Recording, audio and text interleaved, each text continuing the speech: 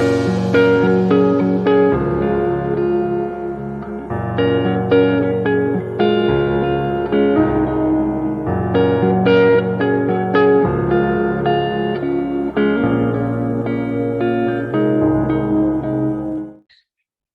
welcome everyone. It's good to see you all. And I'm Gloria Quiddu, for those of you who don't know me.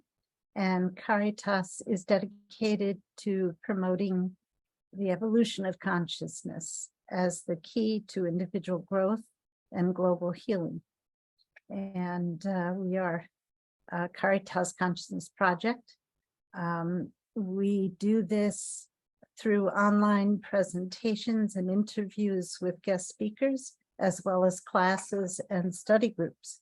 And we draw from a wide assortment of both ancient wisdom and leading edge studies in science, consciousness, spirituality, and philosophy. We're in our 20th year, which is very exciting. Wow, We started in 2003. However, it wasn't until 2020 that we began recording our presentations. And boy, when I think of the years of amazing presentations that we didn't record, but it took a pandemic to for that to occur to us. Our video recordings, we have over 100 now that are recorded. So our video recordings are viewable through our website, caritascenter.org, and on our YouTube channel, Caritas Consciousness Project. And of course, as a nonprofit organization, we rely on the support of our members and donors to keep our program going. And so if you enjoy our presentations and classes and study groups, or any of the above, and would like to support this program, support Caritas, you can make a donation on our website, or you can become a member, which is even better, and enjoy the benefits of membership. So now let me introduce tonight's guest speakers, and we have two tonight. We have Elaine Parke, and I'll start out with a quote from Elaine, which says, "National unity won't trickle down." She is a mental nutrition guru. In her latest book, The Habits of Unity, she shares a nourishing do-it-yourself, 1 magic minute a day routine we can all agree and act on together, just like we celebrate holidays. With 1 habit-forming month at a time, we nourish ourselves mentally, just like good food nourishes our bodies. Together, we will uplift our own lives and heal our country by mobilizing unity, civility, and citizenship together. And there's a quote from Melvin Steels, who is an educator and Grammy Award-winning songwriter. "America needs this unifying year-round mental health plan deemed a social invention by the London Institute and already proven successful by social transformation visionary Elaine Parke. As executive director of the nonprofit All of Us Incorporated, Elaine is a lively and inspired interview guest. She mentored Chicago gang kids as a Northwestern University student, and then expanded her scope of kindness to include millions. She organized and pioneered the 12-monthly branded multimedia campaign that is still today mobilizing civility and citizenship equally. Beginning in Pittsburgh, Pennsylvania, her kindness campaigns were waged by teams of citizens using posters, flyers, bookmarks, radio, KDKA TV, and social media. This isn't random acts of kindness, says Parke. This is an organized system of 12 kindness messages. Surveys confirmed that it works.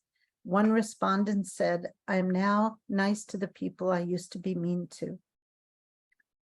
And Steve Bhaerman, what is this, your 3rd time with us, 4th time with us? Well, yeah, I did the live show Yes. in Boulder a few years ago, and then we did the program during the lockdown, I believe, in Yep, 2021. which we recorded. So this Yeah, year, I saw it's on your docket there. yeah, we just keep asking him back because Yeah. can't get enough. So Steve Bhaerman, also known as Swami Beyondananda, is an internationally known author, humorist, and workshop leader. For the past 36 years, he's written and performed as Swami Beyondananda, the cosmic comic. Swami's comedy has been called irreverently uplifting and has been described both as comedy disguised as wisdom and wisdom disguised as comedy. Author Marianne Williamson has called him the Mark Twain of our generation. On the more serious side, he also co-authored with cellular biologist Bruce Lipton, Spontaneous Evolution, Our Positive Future and a Way to Get There from Here. Wonderful book. Steve is co-host of the Front and Center podcast, From Political Battlefields to Cooperative Playing Fields, and is working with All of Us Incorporated to present and promote the 12 Habits of Unity. And he can be found online at wakeuplaughing.com. Okay, so now I'm going to switch to a little introduction of the event itself, which starts with a quote from Martin Luther King. Those who love peace must learn to organize as effectively as those who love war. I love that quote. If only we could keep that in mind. Here is the paradox of our time. Our body politic seems more divided than ever before, and yet the vast majority of people long for us all to work together instead of fighting one another. And here's the good news. In the midst of our culture of separation, a phoenix is rising. It's the culture of connection, where despite our differences, we recognize we are all connected at the heart. And that recognition is just the first step. The next question is, how do we turn this ideal into the real deal? How do we activate this coherence and live the culture of connection, also known as heaven on earth, in daily life? Is there a way to impact the world at large by what we do in the world at small? So this is what we're going to be talking about today. And I want to start by finding my questions. I want to start with, let's see here. No, sorry, lost it.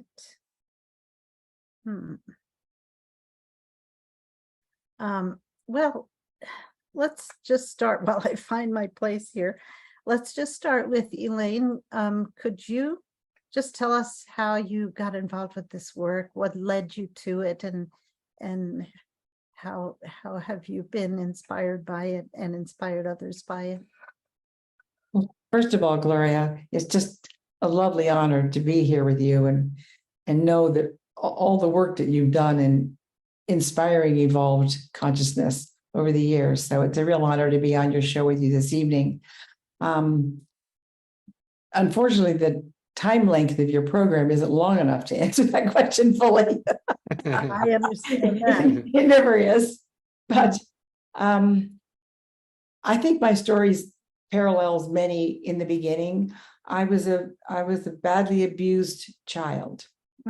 And no one had ever said anything nice to me until a neighbor at age 11, who, neighbors know more what's going on than you realize.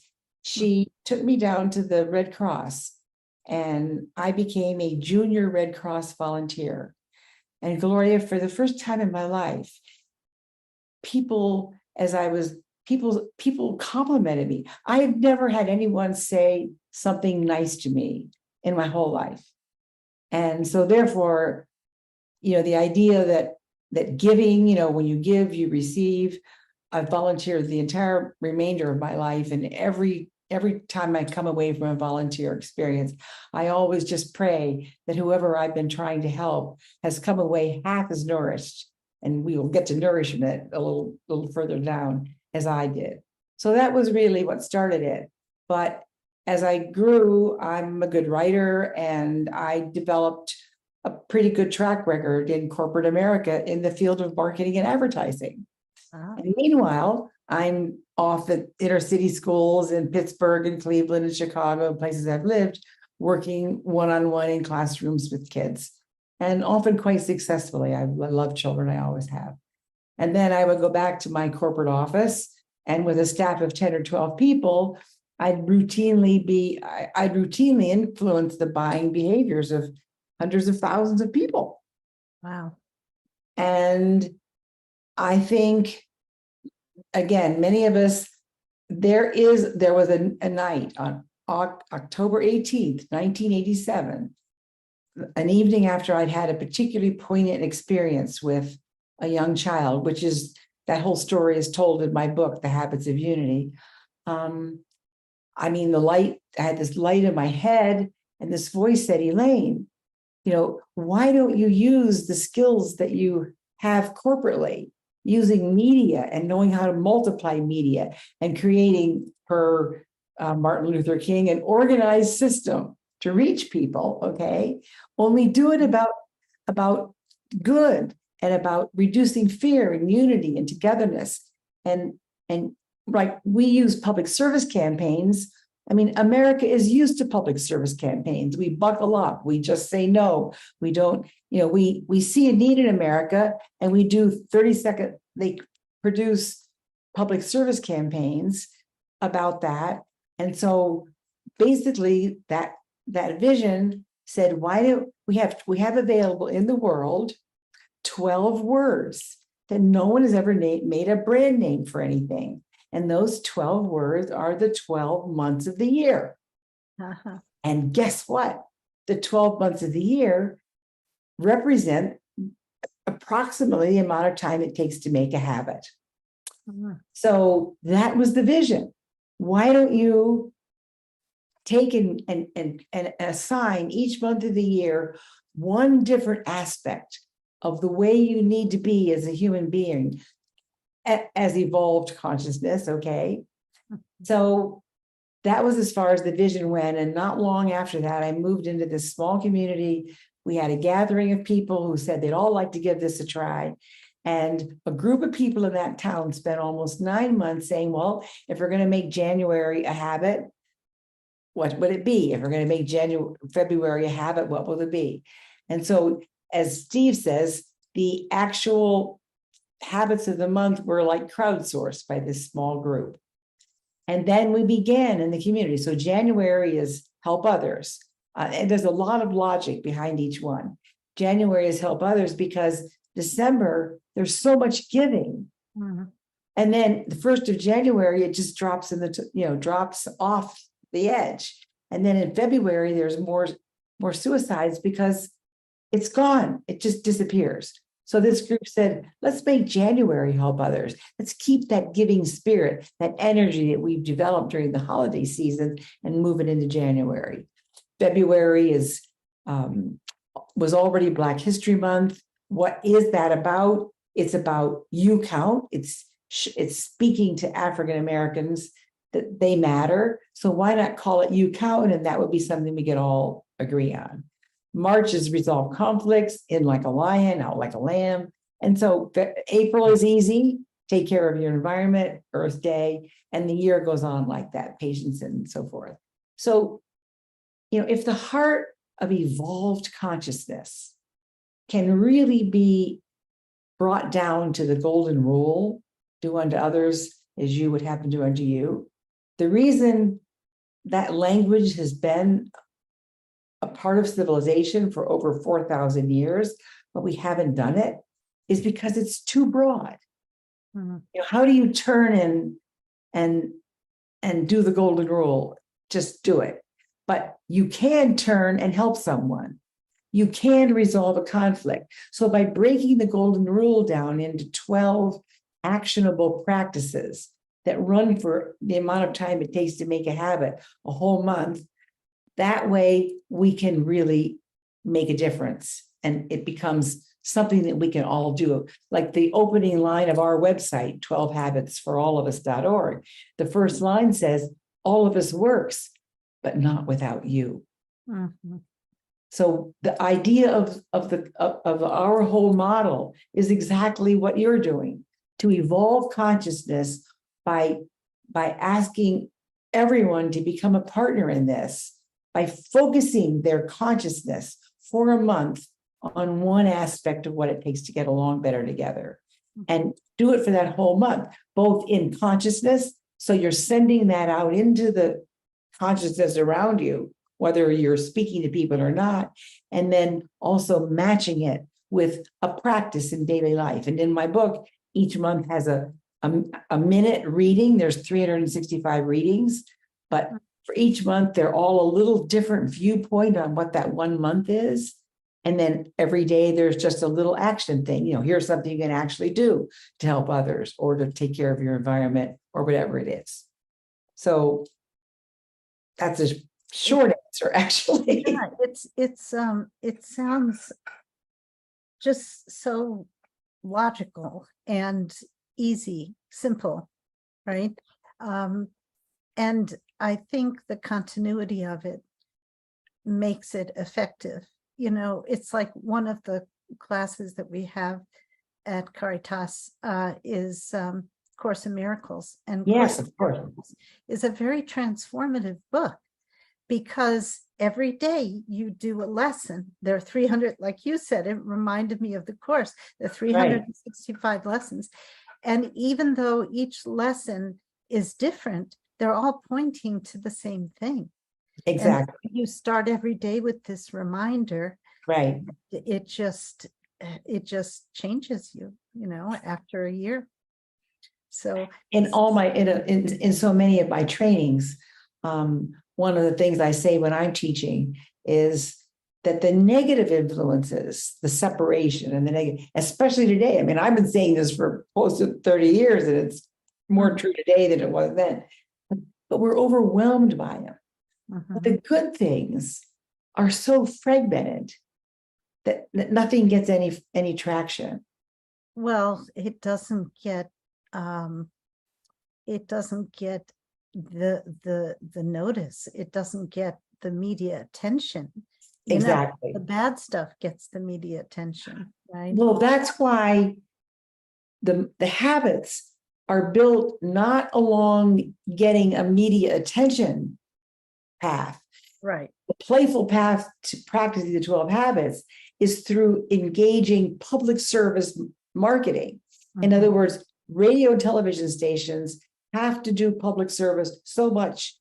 They're required by the FDA or whatever it is to do so much public service advertising a month. So like KDKA TV in Pittsburgh, we went from 1 or 2 schools. Once KDKA TV in Pittsburgh started doing 30-second spots, 3 to 5 spots a day about each of the monthly habits, we grew within several years to several hundred schools and communities.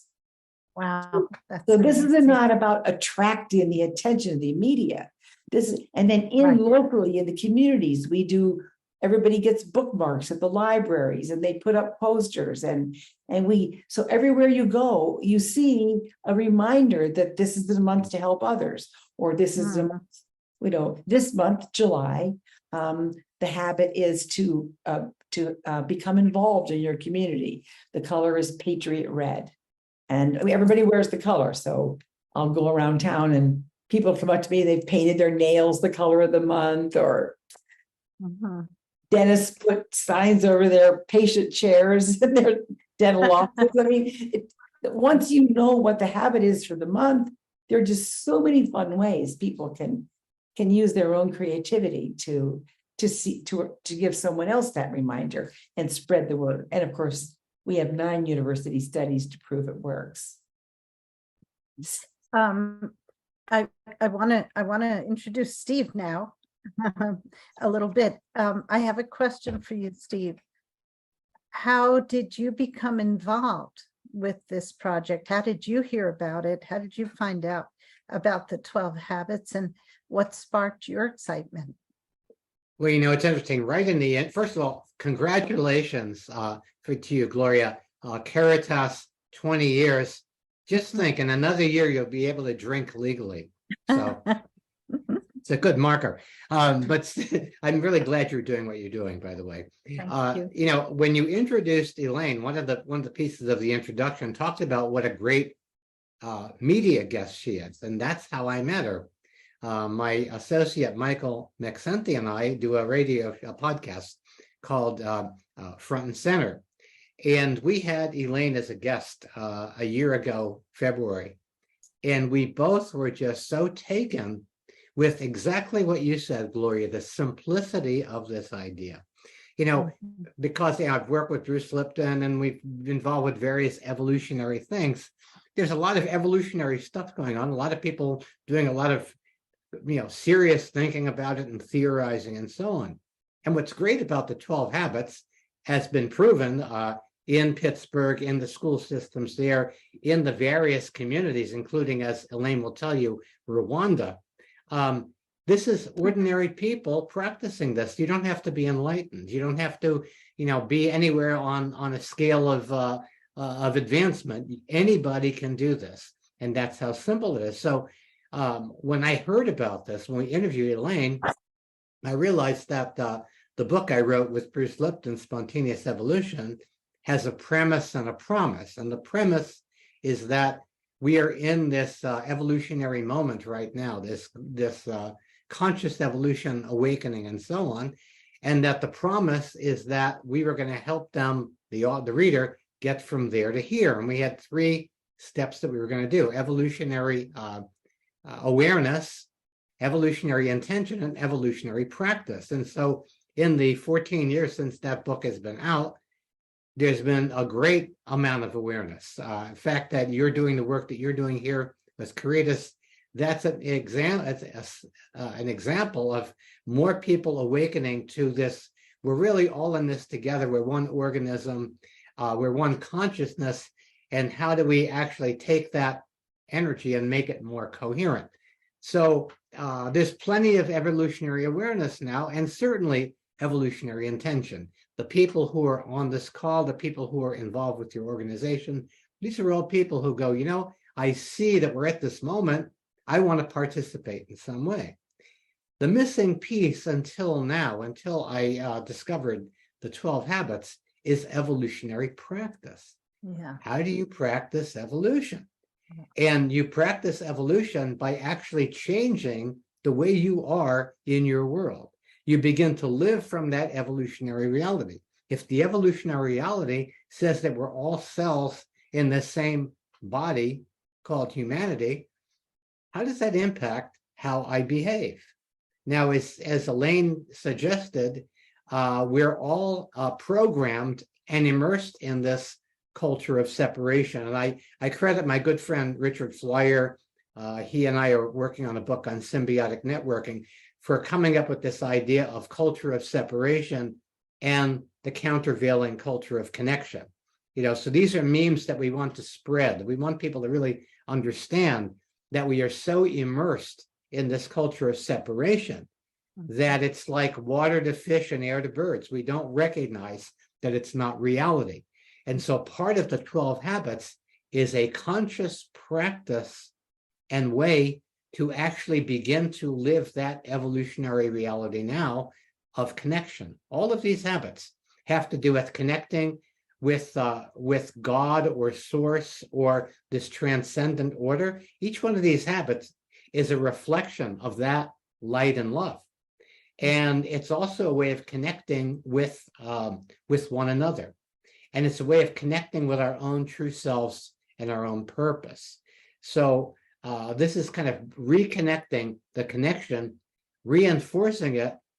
And what I love about the habits is that each month, I look at each month as an intentional community, intentional community of practice. If people are, around that month, around that one practice, people are in concentration, they're in focus. And one of the things we're going to be doing starting in September is we're going to be, for people who are sign up and are part of our community, we're going to be giving them a daily message to remind them, a daily reminder about the practice for that month, so that it gets embedded when they get up in the morning, they look at it, it gets embedded, and they begin to consciously be aware of how they can actually practice and make that happen every day. So Yeah. in answer to your question, Gloria, I got involved because I recognize this as something that's actually going to make a change, that it's actually a practice.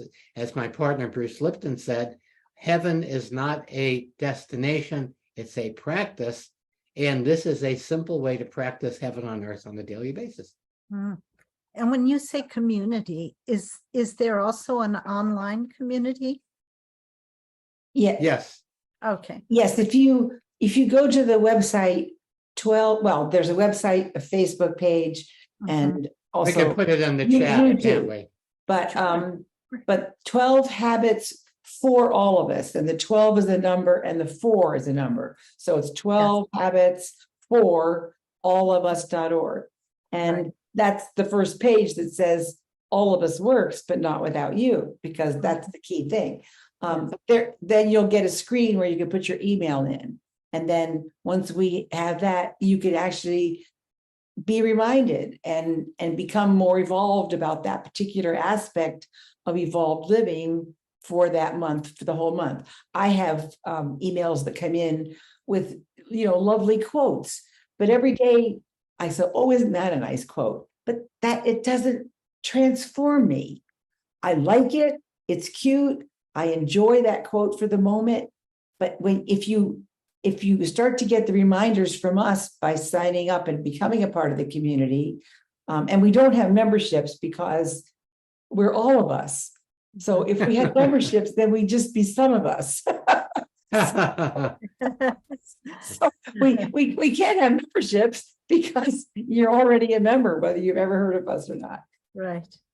One of the guiding concepts of what we're doing comes from an old Cherokee proverb. Maybe you've heard it, Gloria, where a grandfather is talking to his grandson about how we have two wolves that are fighting to control us. One is the wolf of love, and the other is the wolf of fear. And the grandfather's explaining this to his grandson, and pretty soon the grandson says, well, Grandpa, which wolf wins? And of course, the grandfather says, the wolf that wins is the wolf you feed. And we are well aware, beyond all shadow of a doubt, that the wolf of fear and separation is the one that's getting fed in society today. And so by creating an organized plan, as Martin Luther King said, where we move all the people who become involved in this community through this playful path. I mean, I've already explained the fun things that people do once they get into it, and share stories back with us on the website of things that you've done. As we get more and more people involved in this year-round playful path that transcends the choir. Those of us who even know what evolving consciousness means, we're the choir. We have to get past that.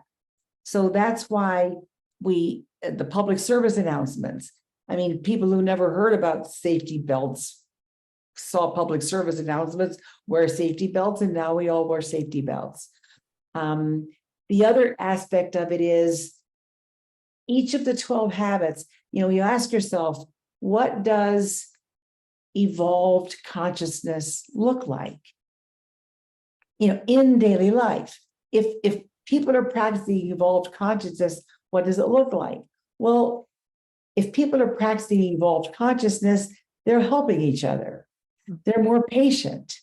They're listening to one another. They're feeling like they're part of the community of the whole consciousness. They're obviously caring for our environment, basically the 12 habits. Right. I mean, that's how to take evolving consciousness and lay it out in a simple way so that it's approachable and something we can really do. Another thing I might ask Steve to tell the story, really our basic story, which comes from the transcendental meditation experiment in 1993. You want to tell that story, Steve? Sure, I can tell the story. And this is something interestingly Bruce and I wrote about in Spontaneous Evolution. We wrote a chapter called The One Suggestion, which really talked about how we really are all connected, and how, in a way, there's a non-local field that connects us. So the story is this: in 1993, there was an experiment done where a group of TM or ETMers, transcendental meditators, converged on Washington, D.C. in August, the hottest month, the most crimeful month in Washington, D.C., with the intention of focusing their consciousness on peace and on functionality and on happiness and so on. And this is called the Maharishi effect. And Maharishi Mahesh Yogi had this idea that when a critical mass of people converge on one place and focus on one thing, it can actually change the field that outpictures in that area.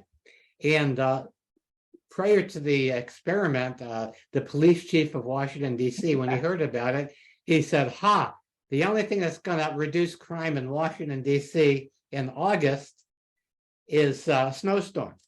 So there were And no we have to snowstorms. remember, I think it's important to remember that critical mass is not a majority, Right. No, not at all. Right. like Exactly. 10% or so, something like that. Yeah. So So yeah, go so ahead. I whatever. love the story. Yeah. Yeah. So however many meditators, after this period of time, crime went down 23%, which is unheard of. So somehow, and then according to Greg Braden, who also wrote about this experiment, when the meditators left and the field restored itself, the crime went back to what it was prior. But during that period of time, when there was this focused intention on making that change in the field actually changed.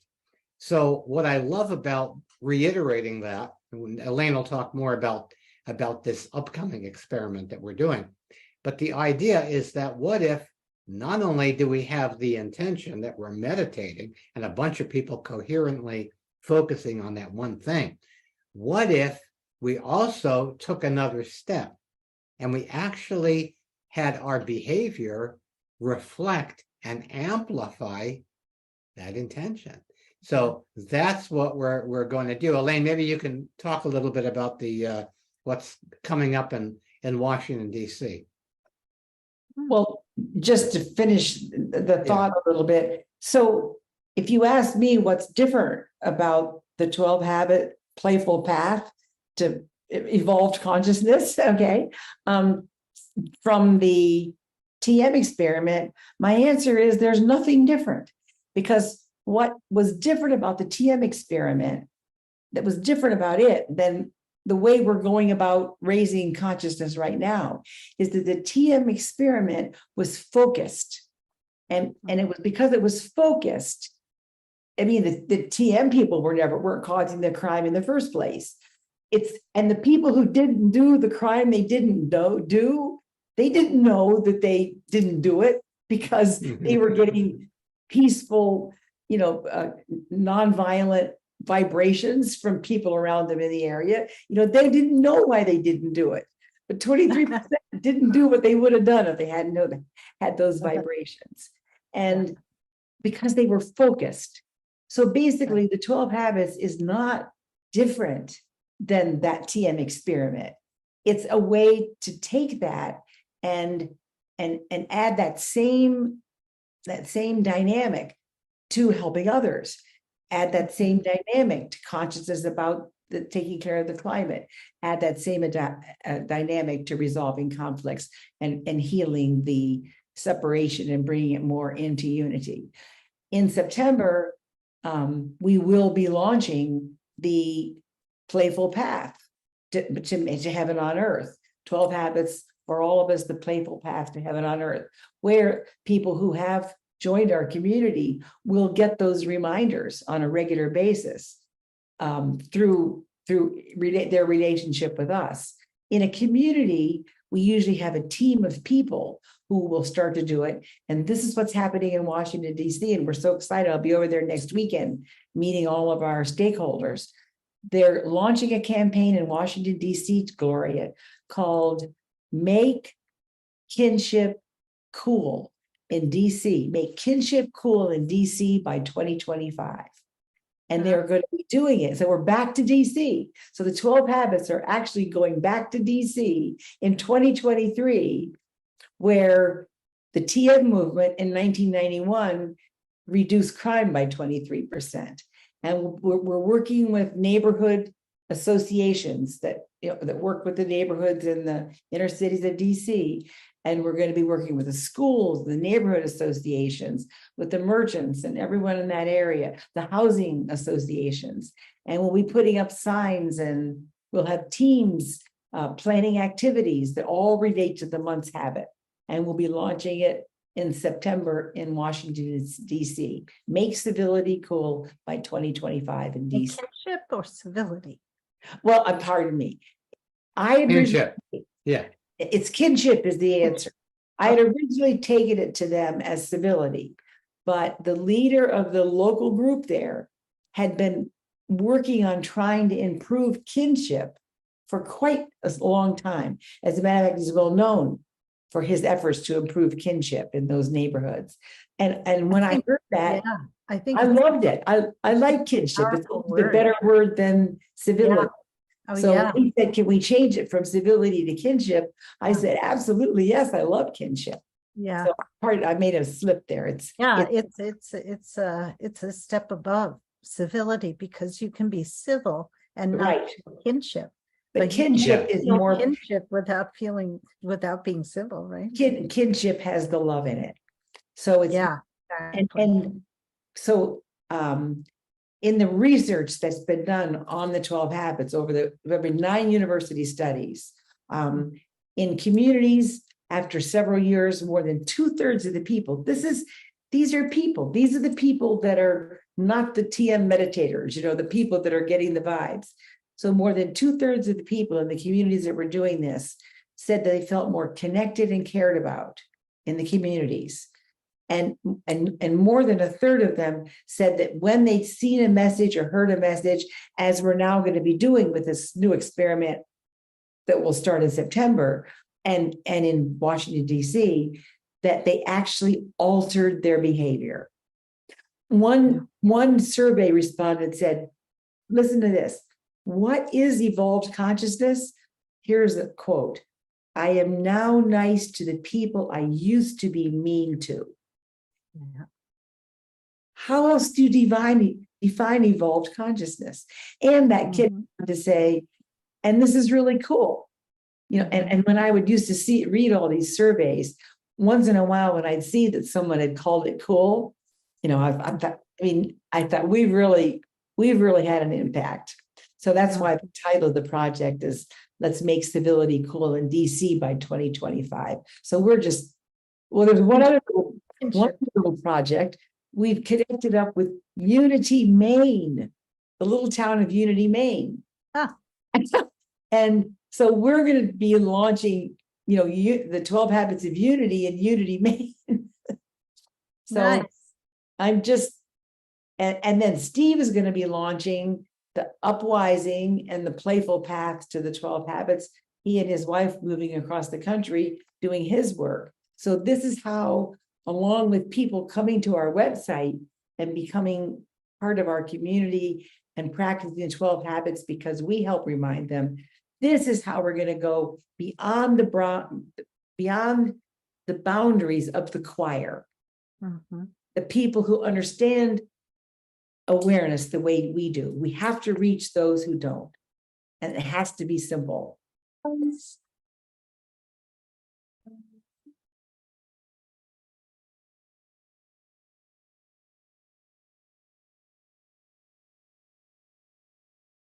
Hello, everybody. This is Swami Beyondananda.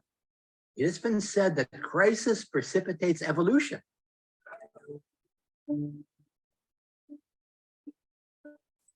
Oops. If we look around at the global new word, situation, we see the chances of precipitation are about 100%.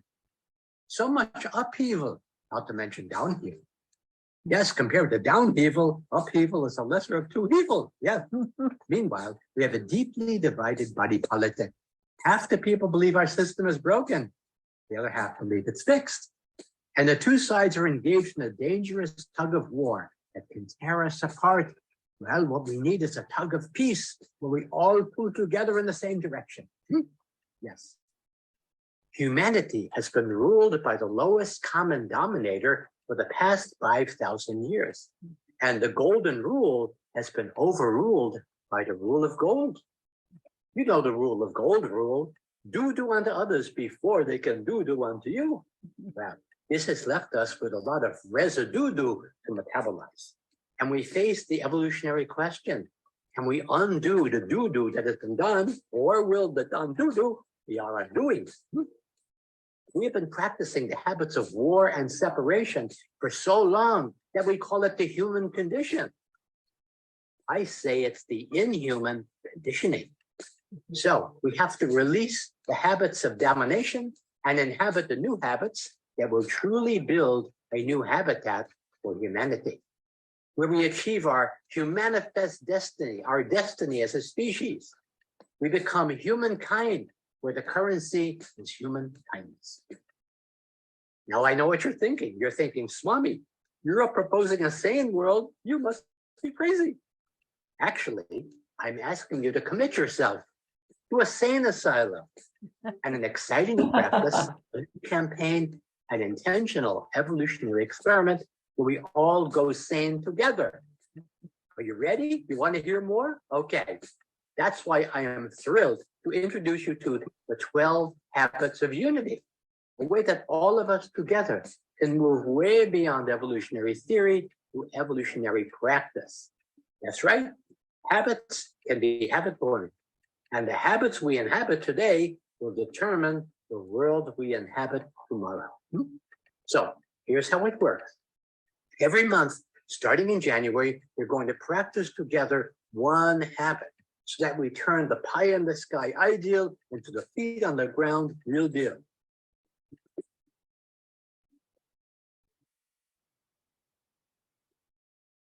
You know, all the inner peace we've been cultivating, time to let it all out and declare all out peace. I know anger is all the rage these days, but instead of giving someone a piece of your mind, how about giving them a piece of your heart? It's time to bring left and right, front and center, who face the music and dance together to turn the funk into function and leave the junk at the junction. Because when things come to a head, I say, head for the heart. Remember, beliefs lie in your head, truth lives in your heart. So how do we overcome these lies in our head to live in our hearts? Well, in these times of the great uprising, it's time to wake up to the illusion of separation and wise up to the truth of love, unity, and coherence. Coherence, yes. And we are so close to achieving it. I am here. You are here. We're all here together. We are co-here. And if that's not coherence, I don't know what is. So if we want to turn the world right side up, we have to do it from the inside out. It's time to get up off the old battlefield and onto a new playing field. Thrival for each and all, and intentional mutual benefit. Now, for those of you who can't wait to get to heaven, I have a hint. I have a tip for you. The quickest way to get to heaven is to start there. The 12 habits of unity are how we can practice heaven in the here and now instead of waiting for it in the there and then. So I invite you to join the uprising, join our intention experiment, and practice with us the 12 habits of unity so we can heal the world at large by impacting the world at small, the other people we encounter every day. Now, I have to confess, I'm a fundamentalist, accent on fun.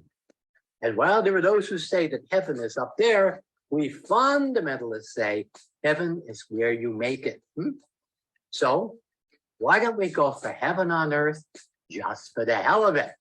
Remember, We are not here to earn God's love. We're here to spend it. This is Swami Beyondananda. Namaste. Namasko. Goodbye.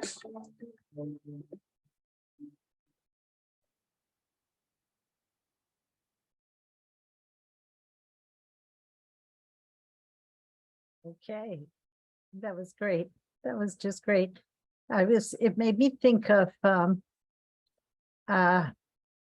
one of my favorite quotes from Buckminster Fuller, where he said, "You never change things by fighting the existing reality. To change something, build a new model that makes the existing model obsolete." I think that's what you're doing. Thank you. You know, that's exactly right. That's what we mean by getting off the old battlefield onto a new playing field, because the battlefield is where the culture of separation is in operation, and we tend to be in opposition, dueling dualities. So we're looking at how do we turn the dueling dualities into dynamic duo dance partners, where we use all of these different perspectives to work together for a common cause. And again, so much of our energy is spent fighting what we don't want. This is the opportunity to begin to practice what we do want, and in preparation for bringing people and communities together in sacred circles, and then really making the connections inside the community so that everybody thrives. Yeah, great. Elaine, could we go deeper into the practices now, particularly the results? Tell us about that. Yes.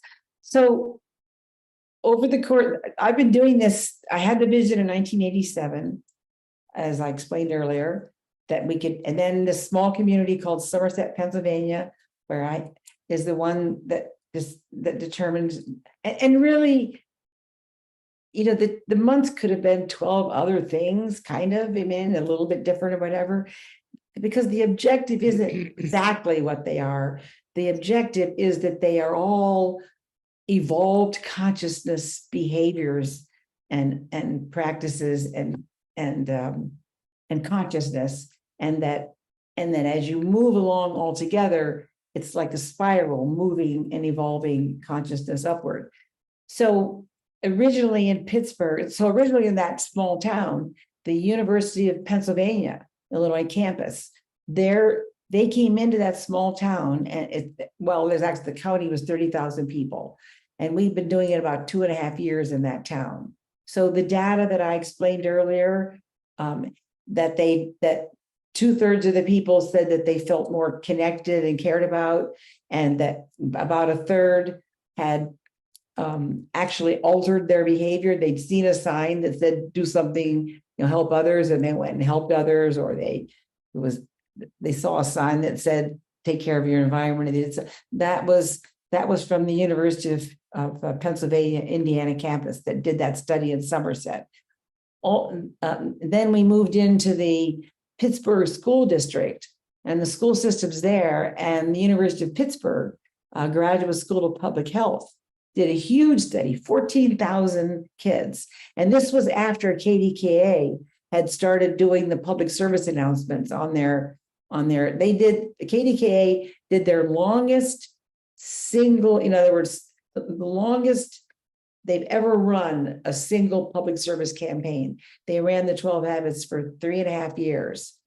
And so everyone in Pittsburgh was, 2 or 3 times a day who tuned into KDKA was getting these reminders. And then in the schools, kids got homework planners and bookmarks, and on morning announcements, they took and read the half-day reading, with a reminder about what that month was or what that habit was. So the whole school would hear, this is the month to become involved, or this is the month to take care of our environment. So every kid in all the schools heard that over the morning announcements. And then we'd have, on the first of each month, it was 12 Habits Day, and the schools would have assemblies. And all the kids would come together, and oftentimes the kids would all wear the colors. And so you'd look into the bleachers, and all the kids would be wearing gold if it was September, do your best or whatever it was. And then they do a program about, and the kids did it all. And then, so let's just say to take the topic of school, I can't think of the word, when they have Attendance. No, infractions. Detention. Detentions, right. Yeah, definitely.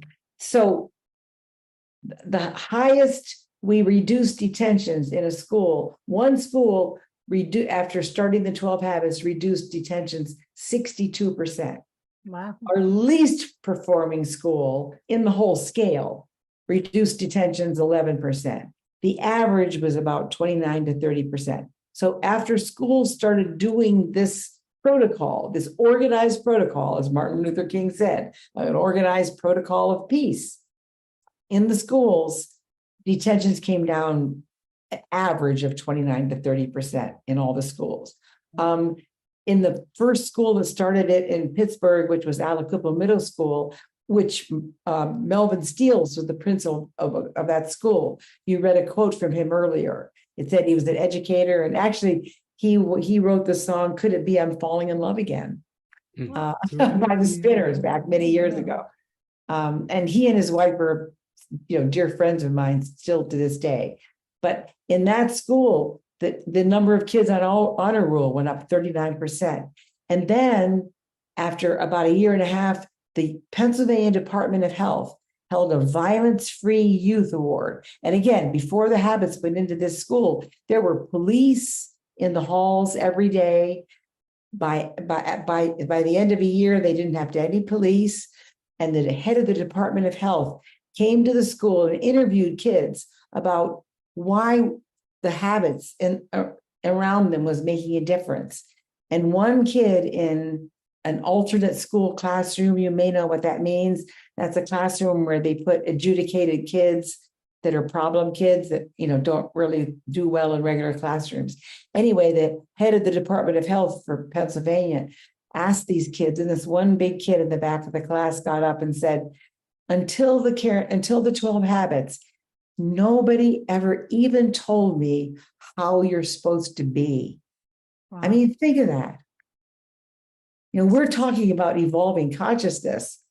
We're talking about the golden rule. We're talking about, oneness and one cosmos and cosmic consciousness. This kid, no one had ever told him how to be. It was like my own childhood, where no one ever said anything kind to me until I went and volunteered. So the fact that the habits has a consciousness building part, like the transcendental meditators did in DC, along with a practice part that match for a habit forming period of time, that's the secret of its power and why 9 university studies have these phenomenal results of how it really worked. But as I say on the website, it needs to reach mass consciousness. And to reach mass consciousness, we need to get beyond the choir. And that's why it's simple. That's why it's colorful. That's why people don't need to understand awareness the way we do in order to become part of it. And that's why it's proven to work. Yeah, that's wonderful. So, Steve, could you tell us a little bit about the Great Uprising? and where did the 12 habits fit in? Yeah, over the years after I wrote Spontaneous Evolution, I realized that as the Swami would say, either we're going to have an awakening or we're going to have a wake. And and we don't want to have a wake. What we want to do is we actually want to take all of these great, well-intentioned ideas and find a way to bring them to the world.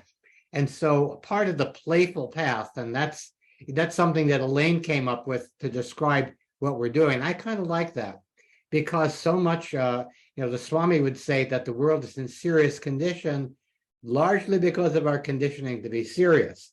So part of liberating ourselves is bringing more joy and celebration into our lives, and to recognize that that this is a process that needs to be fun. So it's a 4-step program, which has been mathematically proven to work 3 times faster than 12-step. And it's wake up, wise up, grow up, show up. And wake up to the illusion of separation. As Elaine was talking about, this culture of separation. Wake up to that is the invisible way that we've been relating that we mistake for reality. And then we need to wake up also to how we've been pulled into that culture of separation and become conscious of how we separate ourselves from the web of life and the web of love. Number 2, wise up. That's the upwising. We wise up to the power of loving coherence. We all have access to it. Elaine mentioned the choice that we have every moment. We feed the wolf of love, we feed the wolf of fear. So again, this is a conscious choice point to practice evolution. I'm going to practice evolution by choosing the wolf of love, wising up, grow up. And Swami would say, grow up from children of God to adults of good. Grow up and grow upward in wisdom. And as we become adults, what does that mean? It means we take responsibility. It means that we practice evolution in our lives. As that cliched saying goes, it still applies, be the love that you seek in the world. So growing up is to become an adult in the matter, stop blaming everybody out there, including yourself and God, and begin to take this on as agency and responsibility. And then finally, show up on a new playing field, ready to play a new game, thrival for each and all. And then finally, we ask people to take one final step, and that is to take a vow of levity.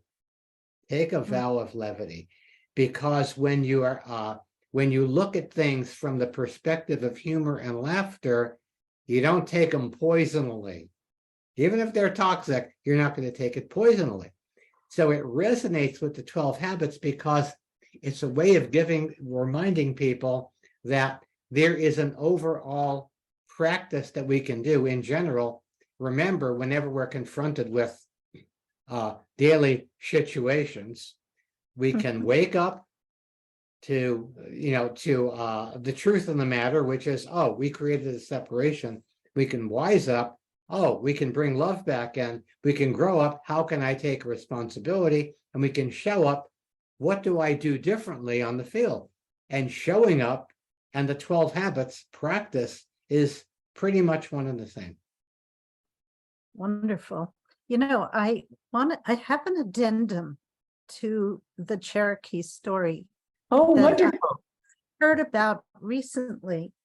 And I'm just going to read it because I had copied it down. I don't remember, can't tell you at this moment what the source is, but it says the story continues. It doesn't end there. In the Cherokee world, however, there's another version of the story. The old Cherokee simply replied, if you feed them right, they both win. And the story goes on, and it says, you see, if I only choose to feed the light wolf, the dark wolf will be hiding around every corner, waiting for me to become distracted or weak and jump to get the attention he craves.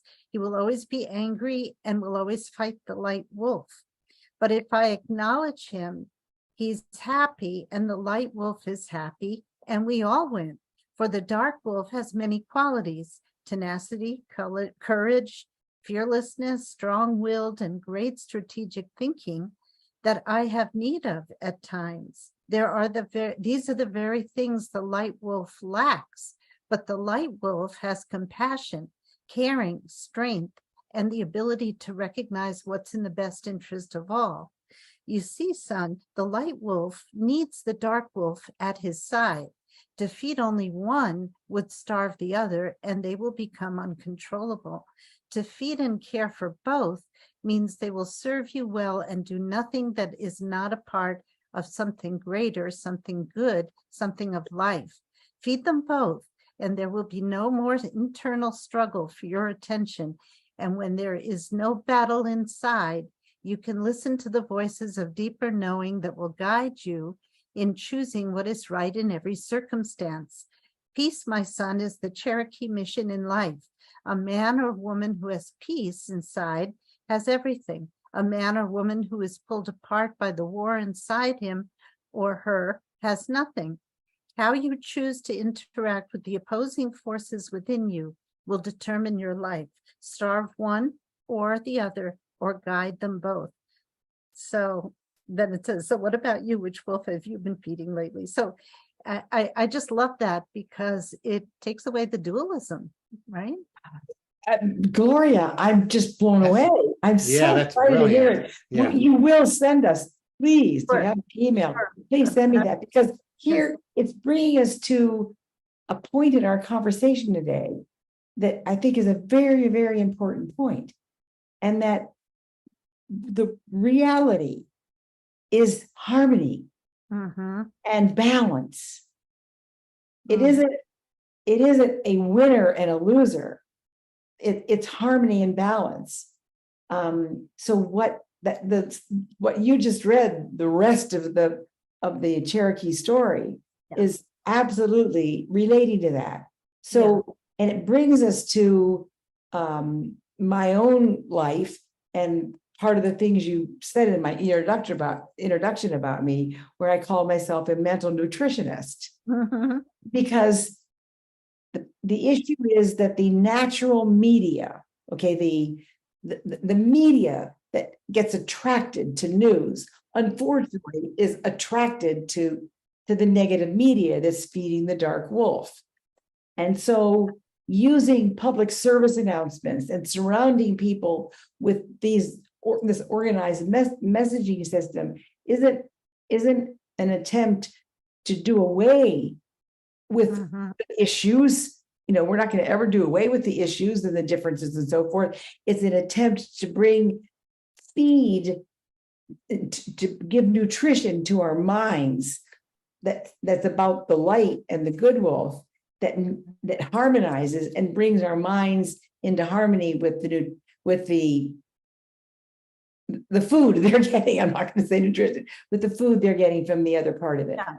It just I like the way it talks about how the dark wolf has these wonderful qualities, you know, and it's I think inwardly, on an inner level, it's acknowledging our shadow and learning from it and integrating what it has to teach us. And on the outer level, it's, you know, almost like the Truth and Reconciliation Commission reminds me of apartheid, South Africa, where we listen to what everyone has to say, and without judgment, right? And an example of it is what you were telling us earlier about the boy who was, you know, a problem. He was in the problem group, right? But he was inspired. He was inspired by this because he could, you know, he could envision doing good on some level, right? And he wanted to know how you should be.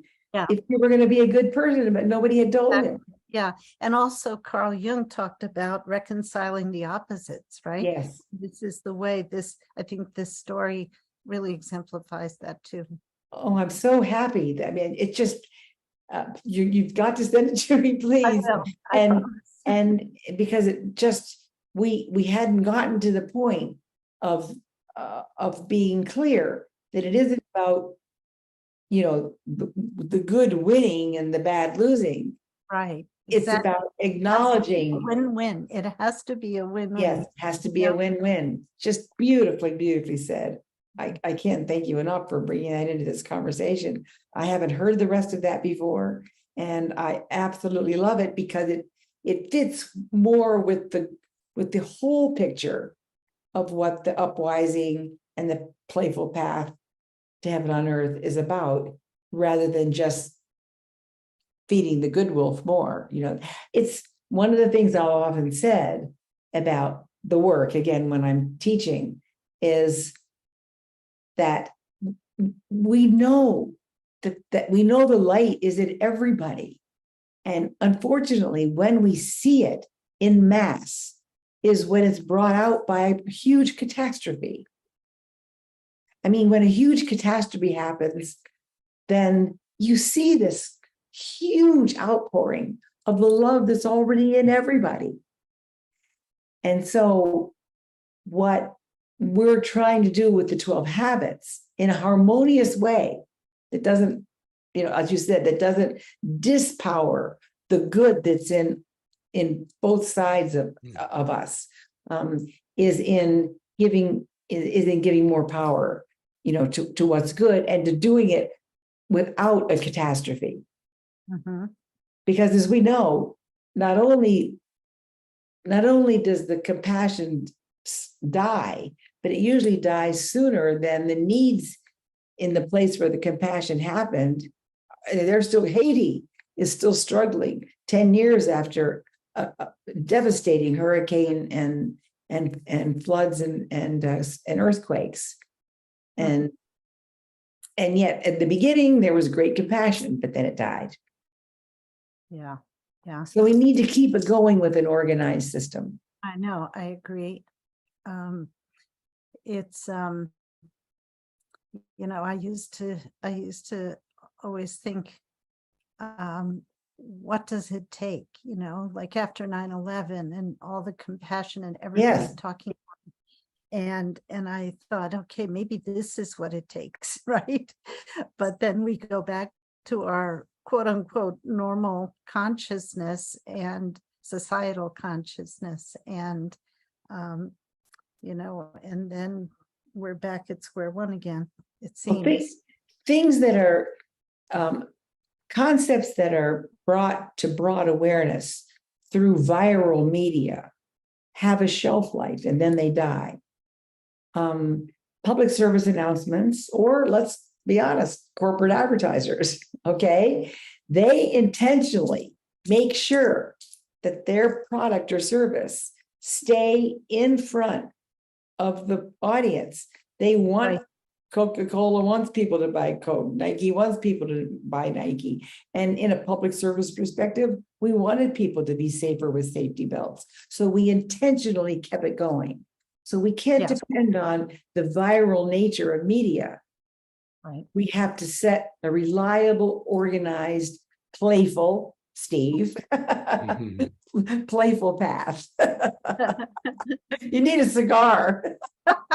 That's the most ridiculous thing I ever heard. So great.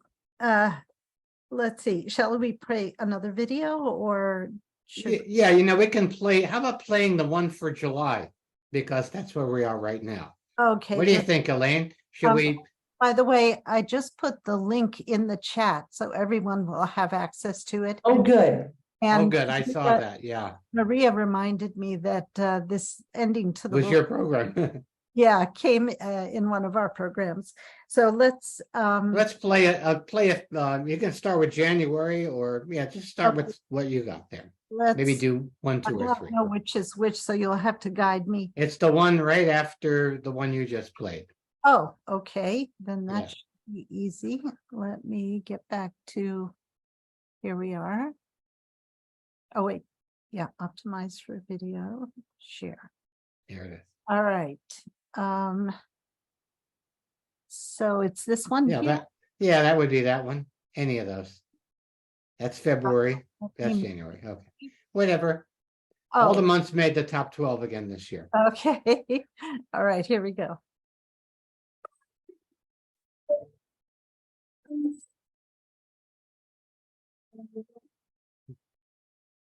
Hello, this is Swami Beyondananda speaking to you on February's habit, You Count.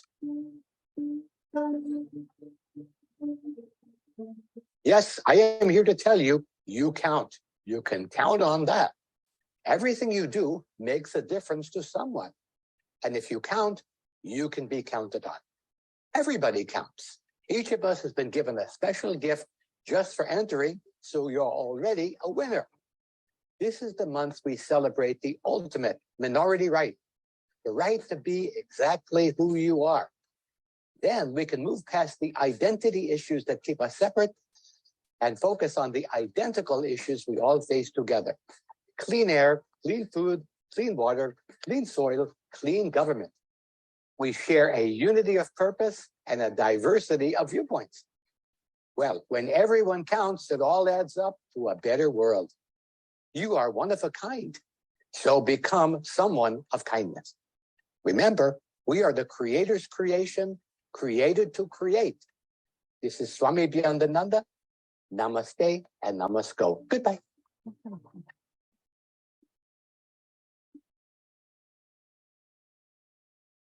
Okay. Okay. Good Yeah, that's a sample. We have one for every month. We decided that we would give Swami a chance to playfully poke at the habit for every month. Because again, I think, one of the things that got brought up in the wolf story is that, this is not just all about the light. Part of waking up is waking up to those shadow pieces that we just talked about. And wising up is also recognizing how they can be useful, how you can liberate something of value from that. So what humor does is that actually allows us to look at things perhaps that we wouldn't have seen prior.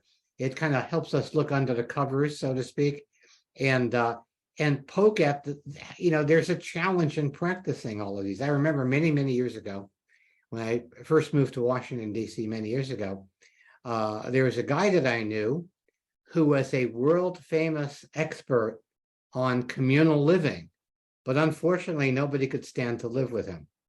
So I think part of this is becoming adults of good from children of God is actually acknowledging one's own shadow and recognizing that everybody has a piece that they bring in to this world to be metabolized. And as we come together in this conscious practice of well-being, it makes it easier for people to acknowledge their shadow pieces without being condemned, but in a space of compassion. We all have something to bring to the table in a positive way, and we all have something to bring that's a trait that we're here to metabolize it. We may be healing it for generations. It may be something in our DNA. It may be a trauma that's reverberated throughout human history. We all know, we've read the statistics that the people who physically abused their children were physically abused as a child. So there's this pattern that keeps repeating. And here at this moment, we have the opportunity to end that pattern. As the Swami would say, now is the time, because it's too late to do it sooner. Great. So Elaine, you have some great practical ideas as to how folks can join this experiment and start practicing now and bring it home to their communities. So where does a person start? You go to the website and Yes, you go to the website, 12habitsforallofus.org. And this is, yes, we are a nonprofit. And yes, we'd love donations, but being able to do this is not something you have to pay. Right. If you go to share and then you scroll down, you'll see downloads. And under those downloads, there is, like, let's say that in most of the communities where this has happened, or even in a school, a small team of people, maybe 8 or 10, maybe as many as 12 people, become a team, and they're the ones that decide what activity they're going to do, and they're the ones that get real creative about what's going to happen. And then so if you go on the website, there's a little handbook, a team guide. So a small group that might want to start it in a school or community, there's a team guide they can load down. Then every single month of the year, all 12 months, they can actually load down finished artwork for bookmarks, for small 8.5 by 11 posters, for larger 11 by 17 posters that go into schools. There's a darling 12 Habits coloring book for little kids with little carrying characters that look like each of the months of the year. There's well, a lot of schools would like buy pencils for the kids, and the pencils didn't say Elaine Parke, you know, they didn't say the Caritas Project, they didn't say all of us. The pencil said, do your best. In other words, that's what's being, you know, that's the message. The message isn't my notoriety. I often say, you know, my dream is that I could fall in a ditch somewhere, which I eventually will. And we would pull you out. We would pull you out. Yeah. But here's a question. So if I wanted to approach a school, yes, is there some kind of presentation, video presentation that you have specifically for schools? yes. If you go to, again, to the web, if you go to the website, under this download section, there is a printed version of this piece right here that has, it explains how the 12 months habits lift people up. This isn't showing well on my background. It shows how it has a compressive effect on community problems. The actual data that I was giving earlier, that's in this. How do you hold it there? I guess I hold it in front of you. Yeah, you have to hold it right in front of your face. And this is a diagram that shows how the community, so all the media in the community carries the same message each month. And then down at the bottom, the probation officers would get, on the first of the month, they get bookmarks. So the kids in the community that were on probation, when they came in for their probation meeting, not only did they discuss their problems, but they spent a few minutes discussing that month's habit and gave the kid a bookmark and a pencil or something like that. Then this is a diagram that shows how it weaves the fabric of society. You know, that if you go through the year, weaving the months through the elements of the society, whether it be media or physical locations. Like one of our current communities, there's 65 merchants that are ambassadors, and they put up, so the kids after school, they go into the stores and they see them. So here's a question. Let's say a school finds out about this in March. Yes. So they start with the March thing, and they go to February. You know, they do it for a year beginning. Oh, No. The vision is that September will be do your best month in 2150. Yeah.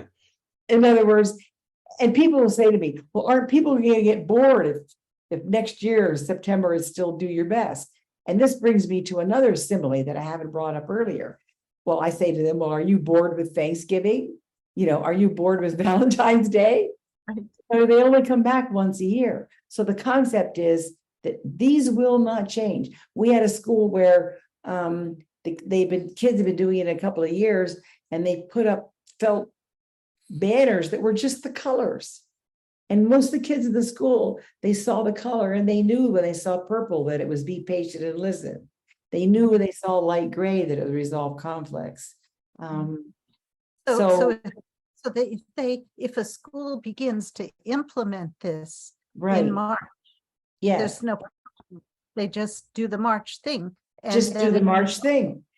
We habitually think of starting the year in January, but there's no need. I say in the first few pages of the book, I say, you know, whatever day you've bought this Habits of Unity book, whatever day you have it in your hand, you know, read. There's just a little bit of introduction. Most of the book is the reminders. You know, go right to the page of this day right now and start whenever it is. You know, you don't have to start in January.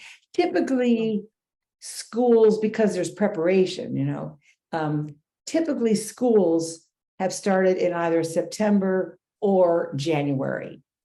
It'll come to their mind and they'll spend, the early parts of the fall season with their planning team and figuring out what the assemblies are going to be. And I mean, do I have time to tell my favorite story before we get the real Swami?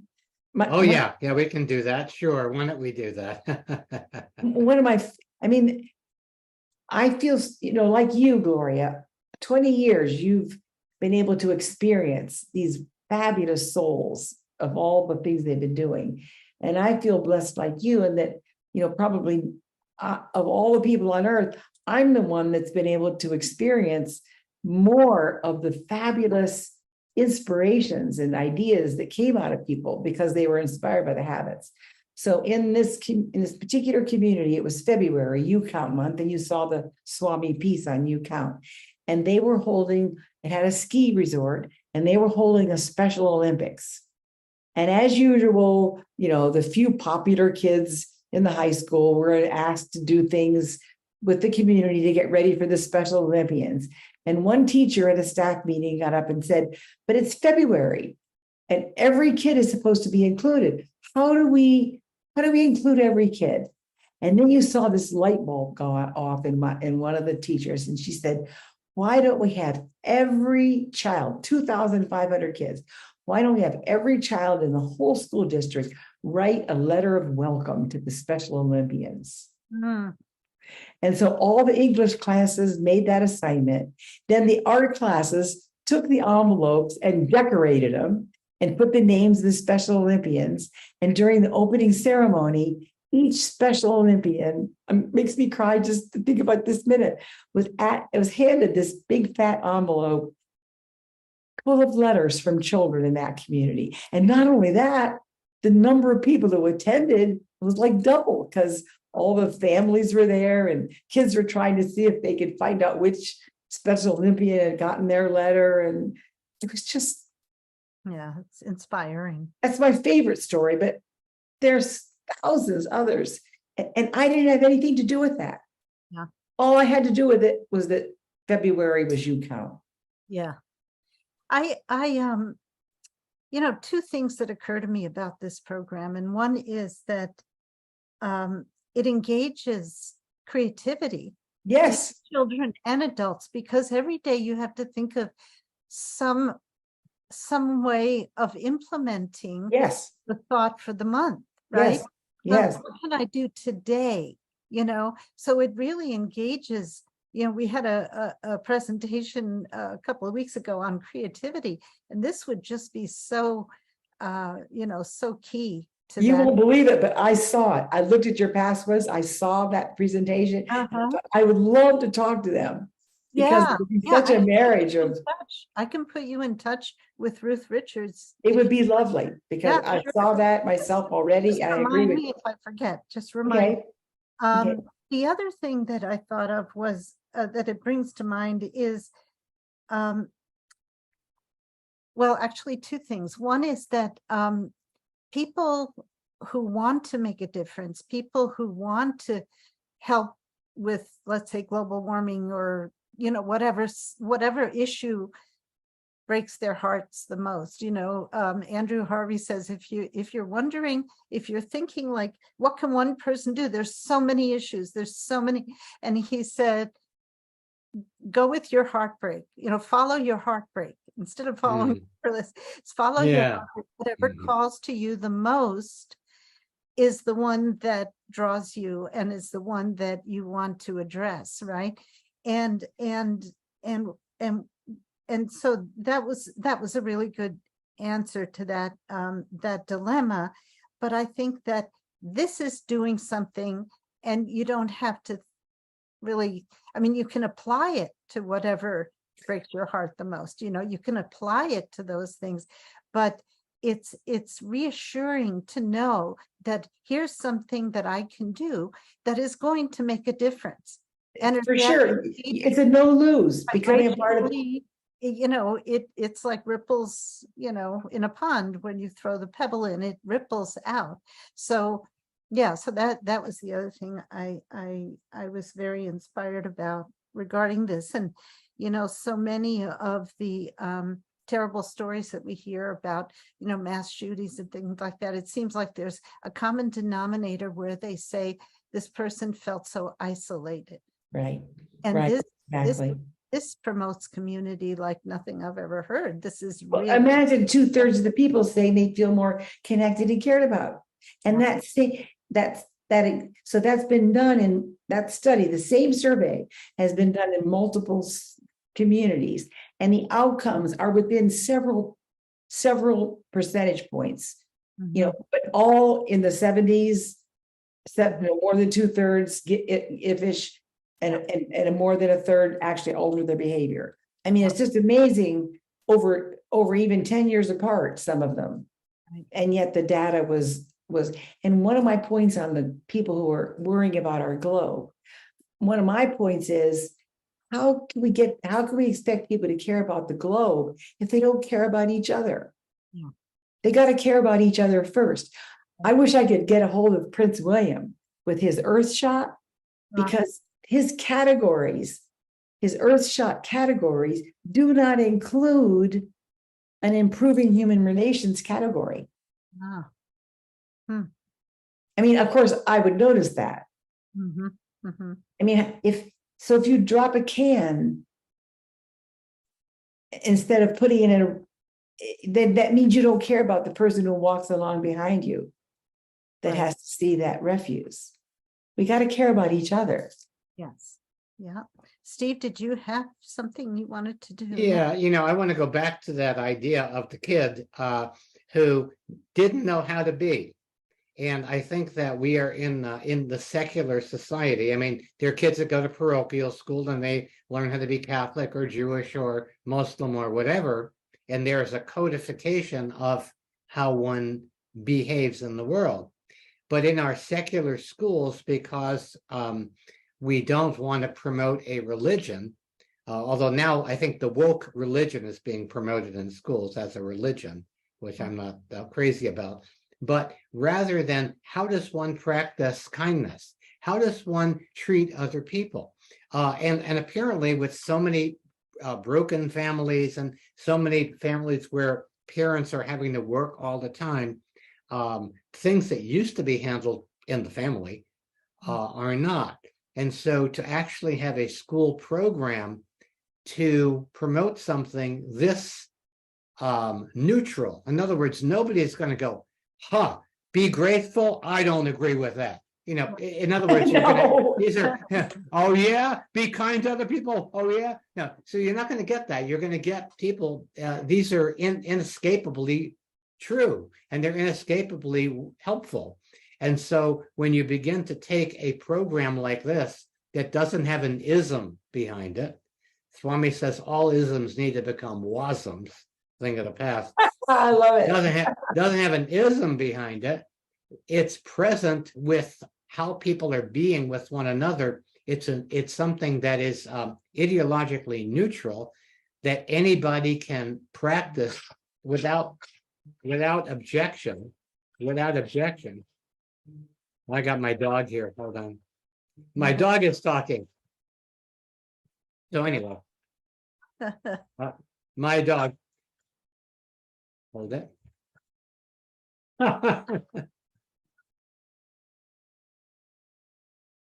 Okay, we got that. We got the dog handled. Did I cut myself off? So we want to open it up so that other people can ask questions too. Is there Yes. anything you want to say before we do that? Don't we get a real Swami bit? Okay, sure. Would you like to have the Swami appear? Yes. I think we can arrange it if you hold on. I think he's in the other room. I'm going to blacken the screen for a minute, and the next person you see on the screen will be the Swami. And the Swami says, if you have an answerable question, the Swami will have a questionable answer for you. So, Okay. Go for it. Pay no attention to the man behind that black screen. No, we won't look. We won't look, will we, Gloria? No. One of the things I wanted to tell you is that, remember, practicing the habits is a win-win. Actually, the book has a warning on it. I don't know whether you noticed or not, but the warning says, warning, this book is habit forming, may cause a happier life. So it isn't, I mean, that's why it's a win-win. That's why at 11 years old, being taken into a situation where I could volunteer saved my life. And what kind of volunteering did you do at age 11 for the I Red was a spotter for the swimming classes. And I still have the badge. I mean, with the old typewriter thing on it and the little Red Cross badge. I still have my volunteer badge that I got when I was 11. I see the Swami. There's the Swami. Welcome. Hello, everybody. Hi, Swami. Yes, if anybody has a question, perhaps you, something that's puzzling you, ask the Swami, have it puzzle both of us. Anybody have a question? Anybody, not just you and me, Gloria. Anybody else? Anybody, but you can start. We need to start the ball rolling. I don't know. I've always been skeptical of rolling balls. Yeah, don't chase it in. And I love the rainbow. I love this rainbow idea. I think you need a theme song, Elaine, somewhere under the rainbow. That would be the good. Okay. I actually think that every one of these habits, first of all, they're a great way to actually bring love into the world. Yes, that is what we need. We are in a world of great separation, and we need to recognize that we are all one with the same one. The universe has us surrounded, might as well surrender.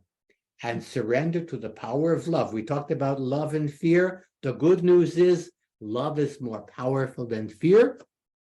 Otherwise, we'd be singing, all you need is fear. We don't want to do that. So, love it.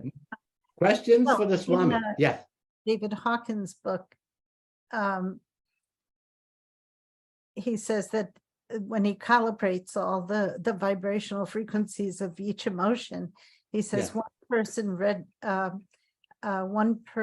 resonating at the frequency of love counterbalances, I forget how many 100 people vibrating at the frequency of fear.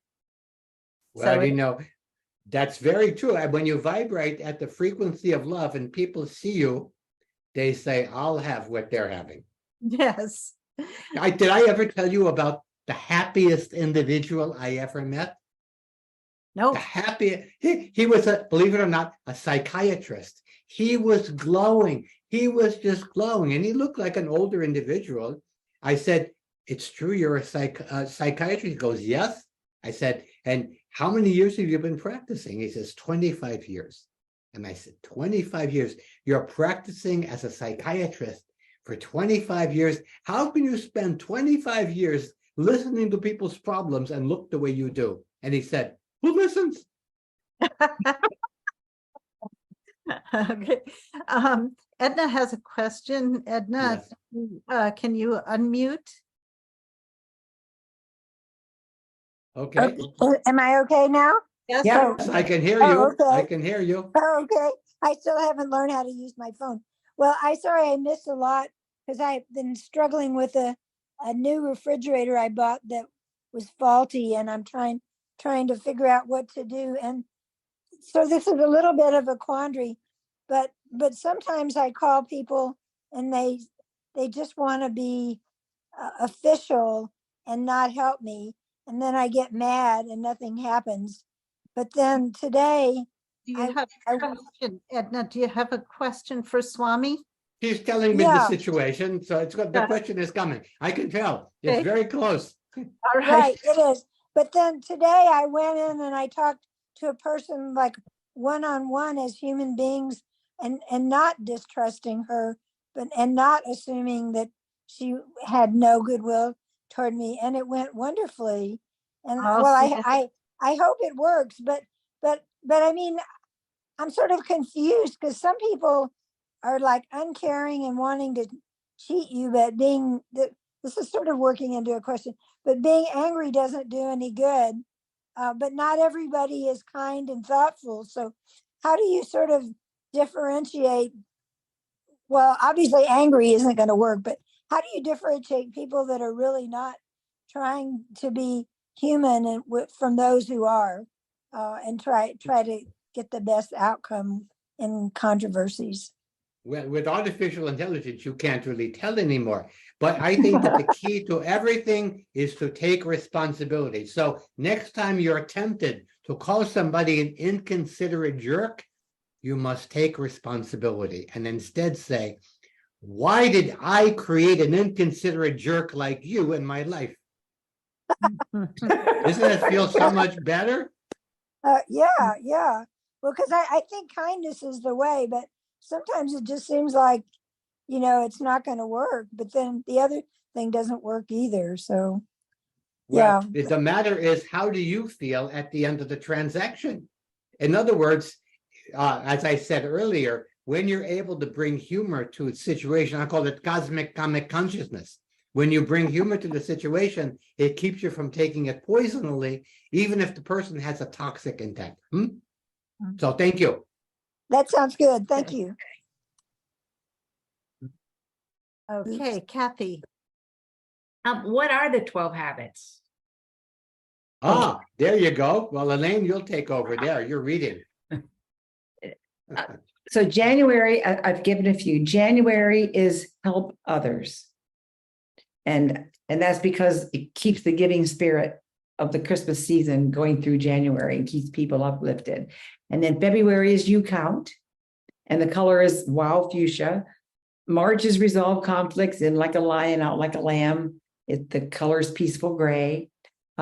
April, that's easy. Take care of your environment. May is be grateful. And what's interesting is the group that in this little town that was figuring out what to do, which one to do, had the biggest problem. They wanted November to be grateful because of Thanksgiving. So they couldn't decide whether to make grateful Thanksgiving or May.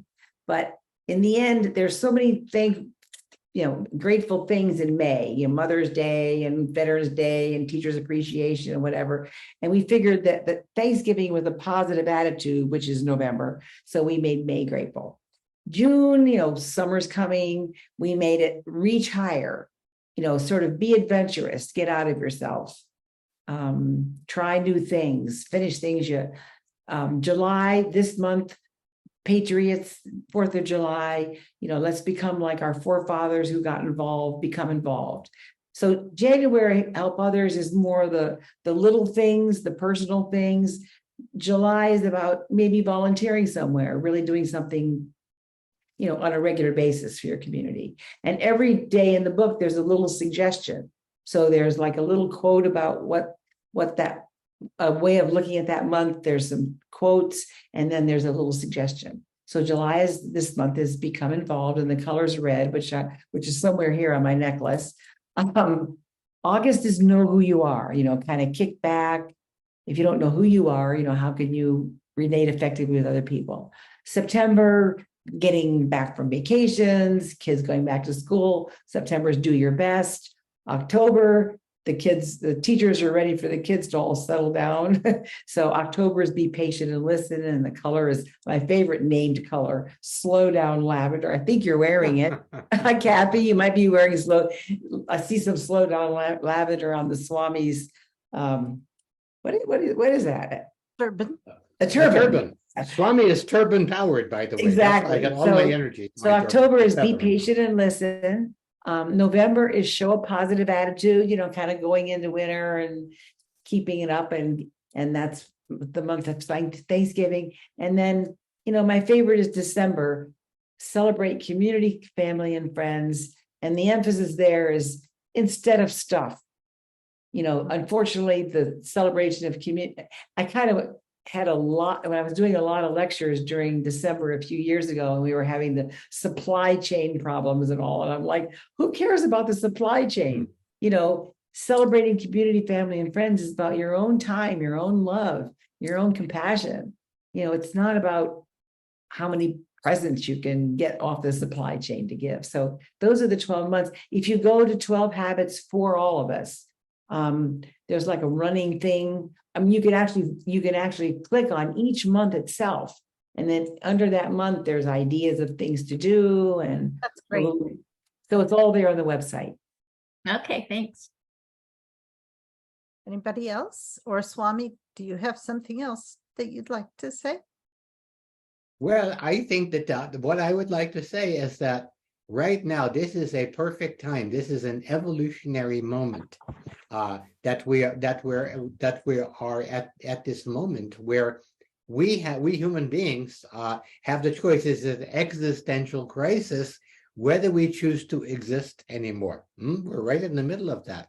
And instead of separating into these tribes fighting, we need to come together. I call it calm unity. Come together in calm unity. We want to be unified. We want to be calm.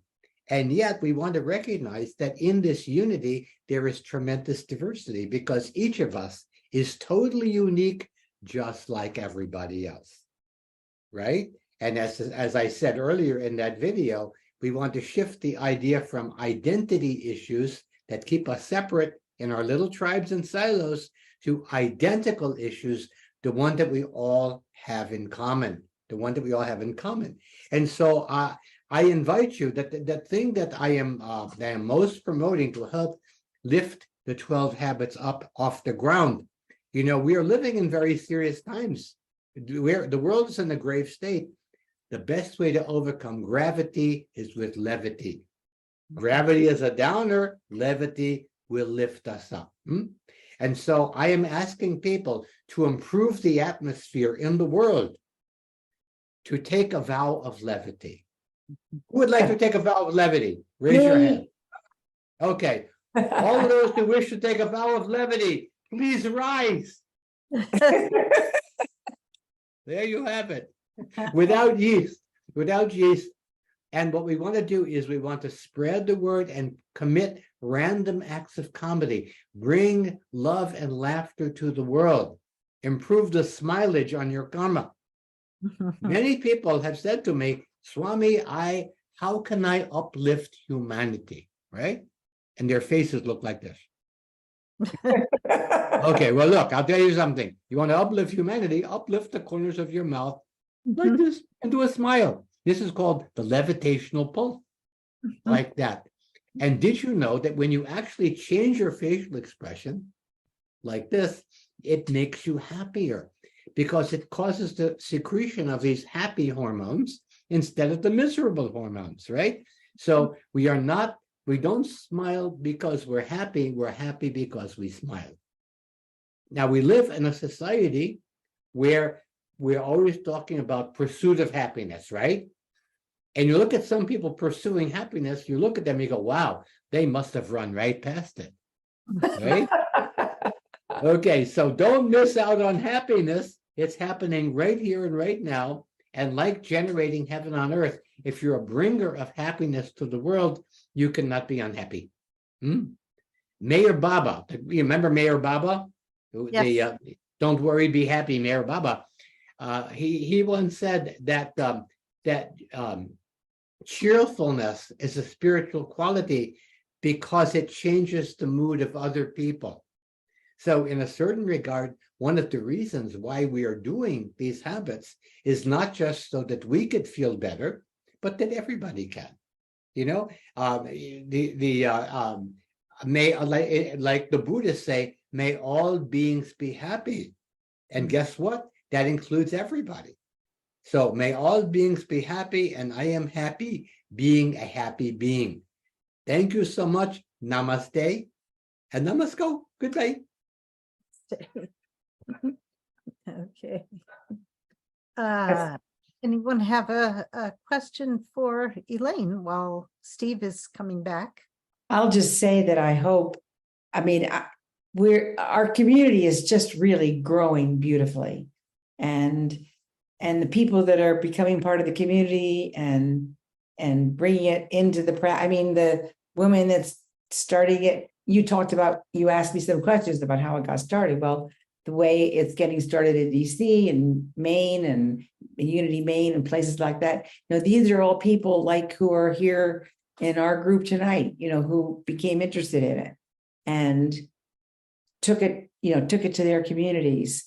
Or, I mean, you don't have, if you don't want to be a leader and start it in your community, again, just like the TM meditators who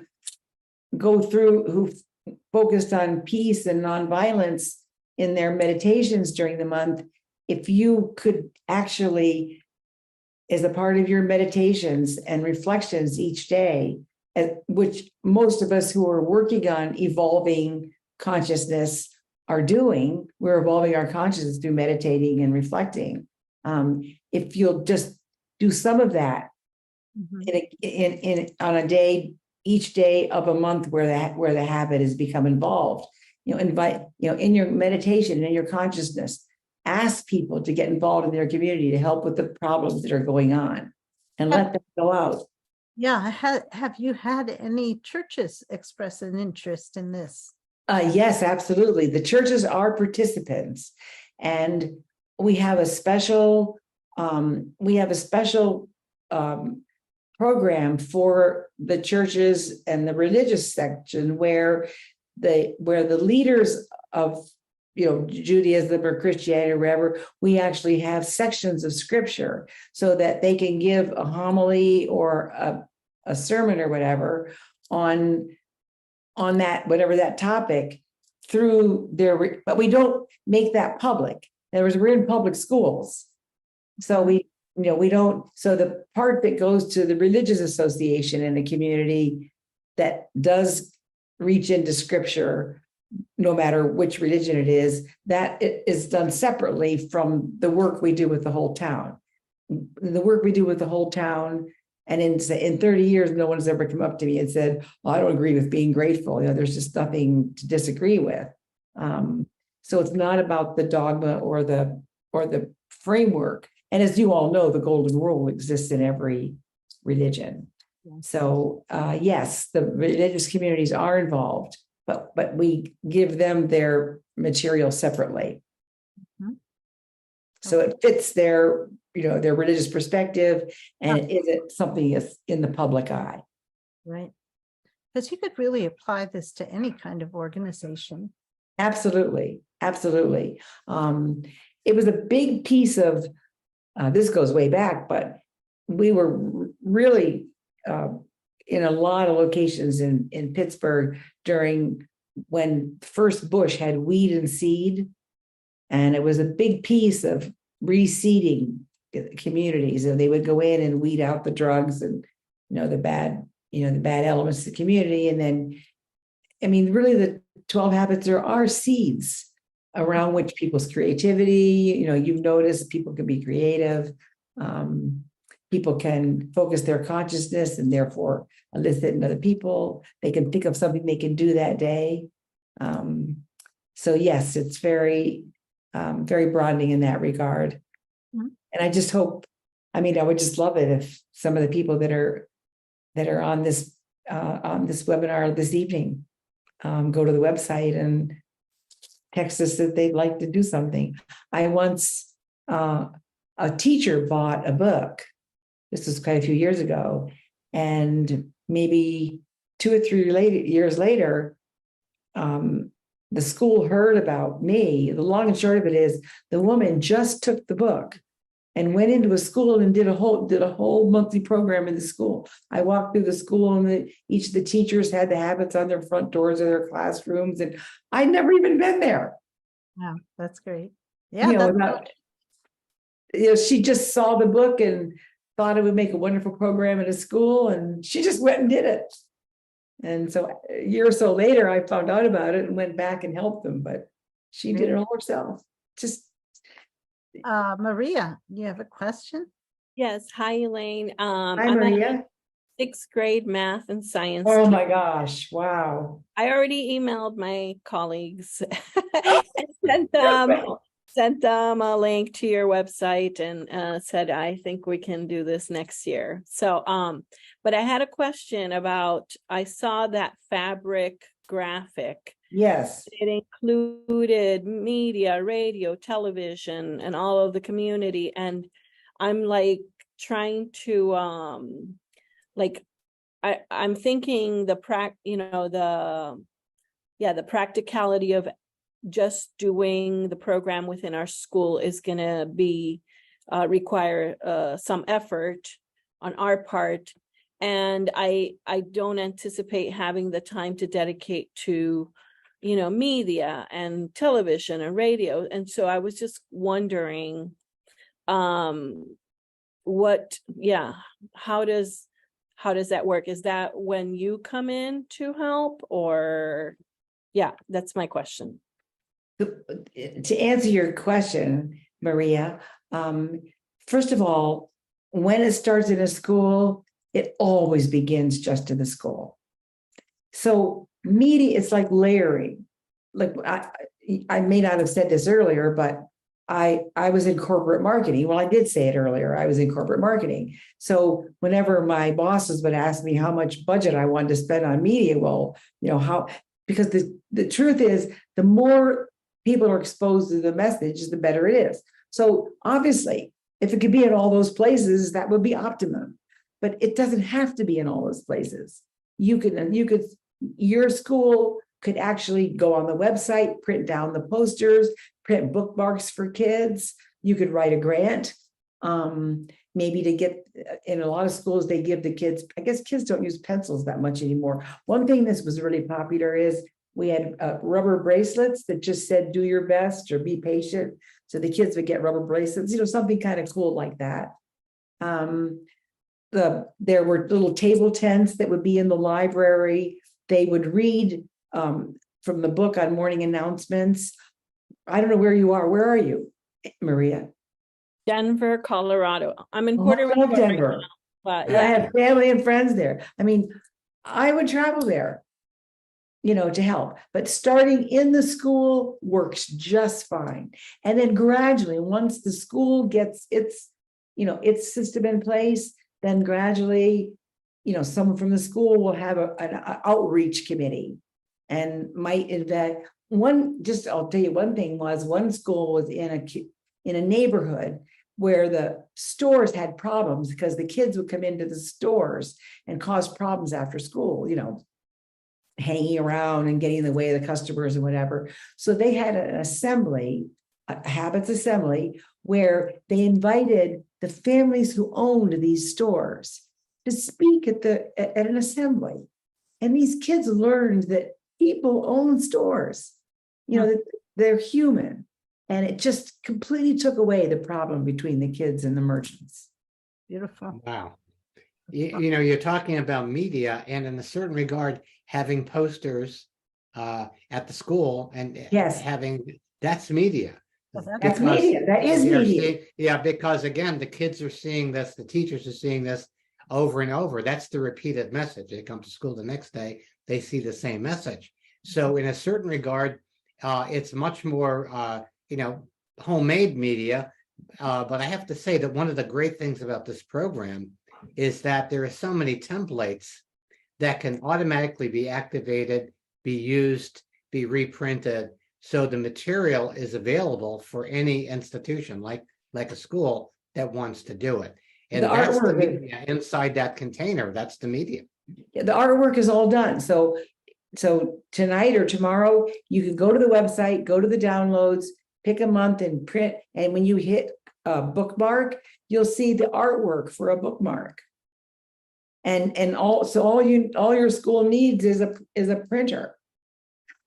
And the cost of the paper and the time and whatever. And if there's a school newspaper or yes, have kids write articles.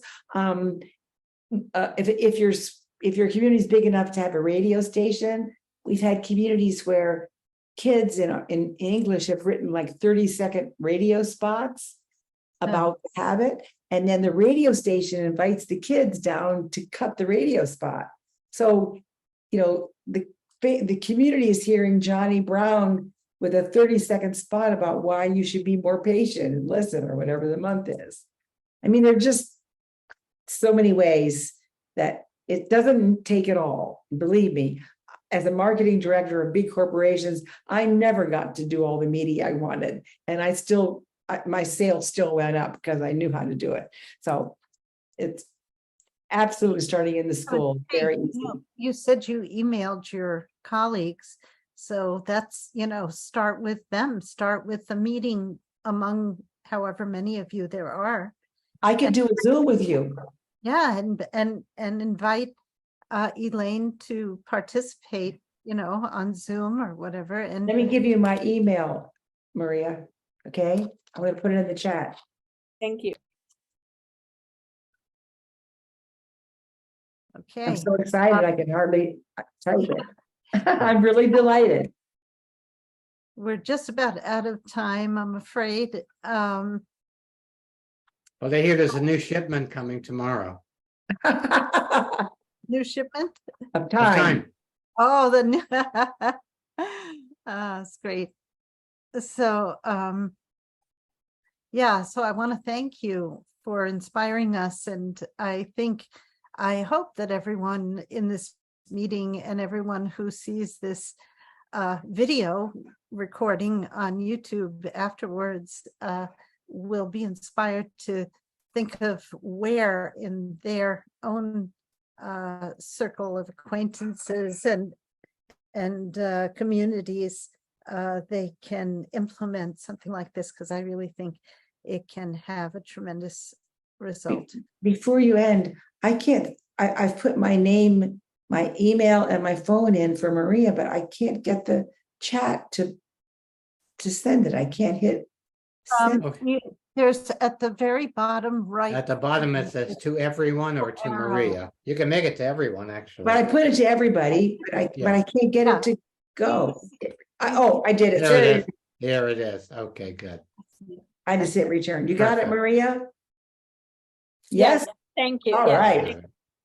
And I'll be maybe get a few people together, and I'd be delighted to do a Zoom meeting with you. I see that your favorite color is the same as mine. Only from now on, that'll be called sunny yellow. That's what it is in the habits. I see that your yellow on your background wall is my favorite color too. Well, thank you so much, Elaine and Steve, for agreeing to come and tell us about this wonderful program. And let's follow up and see where it goes. And we'll watch your website to see updates, maybe. Yeah. Absolutely, yes. And thank you for coming, and thank you all who attended. And we'll see you next time. And thank you for being part of our community. Thank you. Good evening, Peace. Maria.